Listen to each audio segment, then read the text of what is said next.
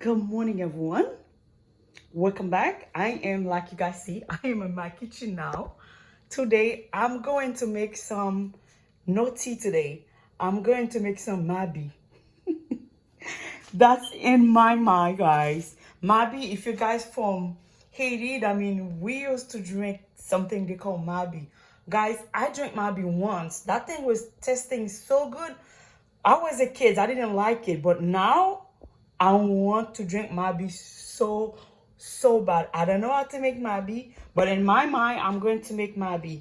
I have right there moringa leaves, which is they call it miracle tree of miracle or miracle tree. I have banana, I have potato leaves right here. I have this is not an oregano, this is a I forgot the name. Is in Spanish like thyme. It tastes like thyme. And then of course I got ginger. Yeah, I don't want fresh moringa. I guess I got moringa, but I don't know where they are in the garden. But I'm gonna use that moringa powder. Of course I got mangoes right here. No, the mangoes is not for the mabi.